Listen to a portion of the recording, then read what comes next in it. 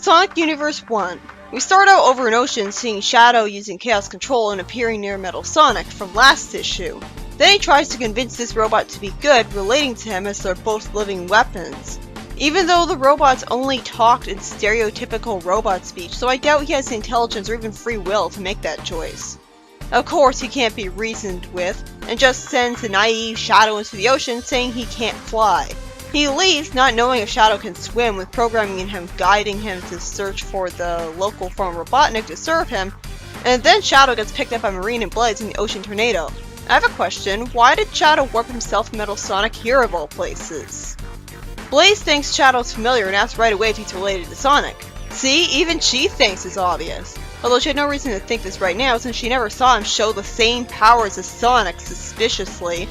So I can only presume there are no hedgehogs in her universe, which made her think the two were related just because they're both hedgehogs. Marine entertains me by saying Shadow's name means he's all full of mystery and danger, which is some kind of self-aware humor. I always liked her fun side in Rush Adventure. Her problem wasn't her being excited and adventure-looking like Sonic, it was her incompetence constantly getting her into trouble when she really had no reason to be incompetent, because there are competent kid characters. Shadow's nice enough to thank them for the rescue. Marine says it's her boat as he throws a towel in her face from no social skills. And Blaze, not even questioning it, asks him how he wound up in the middle of the ocean. Worthless recap? Worthless recap. Naturally, Marine's annoyed that Blaze is telling him she's the captain and built the ship, completely ignoring that Marine already told him that. And I found her outburst cathartic because all that did was waste another panel. It made sense that Shadow calls her Marie since it sounds like Maria. He disrespectfully asks her to captain them to the nearest port, and Marine responds with irritation. Then Blaze explains the soul emeralds disappeared, so after a vision in her dream, she followed the inexplicably disappearing soul emerald energies to the cosmic interstate, leading her to Mobius. Then some more comic space is wasted on recap, as a grand total of 2 things have actually happened in this plot so far. The rest was recap. It's annoying that it's not explained how much of Marine's part of the Rush Adventure story was lying. Shadow explains that he was trying to get a Chaos Emerald from the Special Zone before he was sidetracked by Metal Sonic. As they head to Southern Island, they see some fire showing that they're under attack, and Blaze says the captain must have a death wish. It turns out the fire was caused by Metal Sonic, demanding to see Robotnik. Why can't he just access the internet and find out where he lives? Metal Sonic has a fight with Blaze, and then Shadow. And then Marine hops on his back, saying she won't be thrown off that easily. Unfortunately, all she's doing is making it harder for Shadow to hit it with the Chaos Sphere without hurting her. She gets thrown off like nothing, and Shadow tells Metal Sonic that wanton destruction is beneath him and he's capable of more of this, as Blaze kindly helps her up and tells her to leave for her own safety as she gives a thumbs up. I like that motherly to Marine side to her. Metal Sonic unfortunately says that the two are both just abiding by their functions, as Shadow's priority 1 is to protect Mobius, and Metal says that the two must destroy each other because their priorities conflict. It does make sense Shadow would be naive enough to try to reason with a mindless robot, because again, he's very new to the world. Sure, he was born 50 years ago, but he was only conscious for a really small amount of time compared to everyone else, which makes him pretty naive and inexperienced. It's a nice twist to the character of the Ultimate Lifeform having the innocence in there. But wouldn't Metal Sonic consider, like, Robotnik to be a good guy because he's working for him? Why would he think that Shadow is protecting Mobius from Robotnik? Why wouldn't he think that Robotnik is a good guy?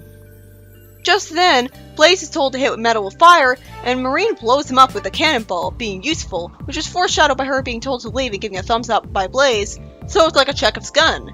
Then a Shadow is putting out the fire with a bucket of water, and Marine is still excitedly happy about blowing him up. Shadow explains that she actually wasn't allowed to be useful this time, because he blew up along the dimensional engine that was his only way home. Can't he just Chaos Control back home? Didn't he use Chaos Control to come here in the first place? Why is this a problem? I like that Marine is all awkward and nervous at how she screwed things up for Shadow. It's like, she looks surprisingly sympathetic for Marine. But I still appreciate what she did to help. She blew up Metal Sonic! Then she explains while in a white void of artist laziness that her competence at building boats is too fucking good to be true for the comic, and instead it has to be exactly like the games. Because rather than her building a boat for Tails, like a competent character, Tails built the boat all by himself. Why did they have to do this? Why couldn't they just have her be a boat maker? That would have been cool. Tails is already a kid prodigy. Don't say that it'd be too unrealistic at this point. But no, instead Marine has to be useless because it's just like the games, and fuck making the comic original and unique. Blaze says to be patient with her because she means well, which she probably does, and is holding a Chaos Emerald she somehow has. She gives it to Shadow, saying that thanks to Sonic's generosity, she found a few of the Soul Emeralds, and not all of them for some reason, even though Rush Adventure had her collecting all of them. He thanks her for saving his life twice in one day, and giving him a way home. Again, how did she get that emerald? I mean, the Chaos Emeralds are all with Feist, aren't they? I was under the impression that her dimension had no native Chaos Emeralds. If these are from Mobius Prime, how? How did Feist lose it? How is this issue written well? Then Hope at Gun HQ asks Abraham Tower, the gun commander, if Shadow's going to be okay, and says nervously that while she wanted to send him to the Special Zone, she's not sure where she had sent him with her convenient gadgeteer geniusness. Even though she's smart enough to make a teleporter, she's not sure where the teleporter sent him. Huh, his last name's Tower. I wonder how long that took to think up. Shadow was told that his mission was accomplished anyways. The story ends with Shadow being told his next mission has him departing tonight. This issue was by Ian Flynn and has Shadow fail to reason with Metal Sonic because he's a mindless robot. Duh. And the robot get blown up by a cannon from Marine, along with the dimensional teleporter Shadow wants to use. But have no fear because apparently Blaze conveniently had a Chaos Emerald with her. That came out of nowhere.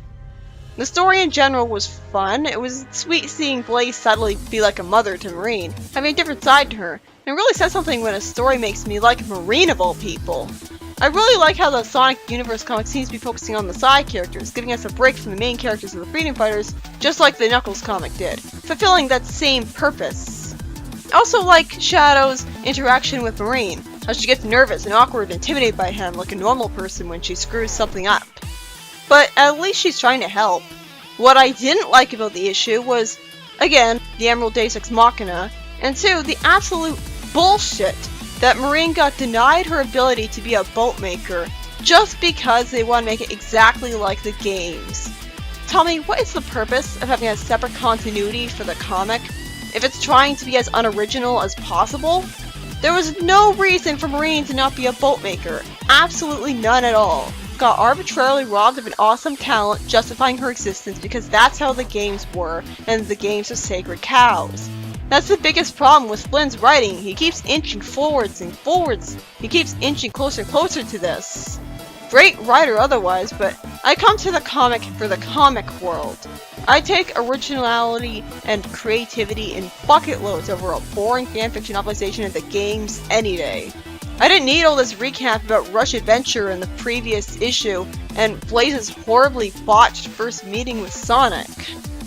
Really, this issue wasn't all that great actually.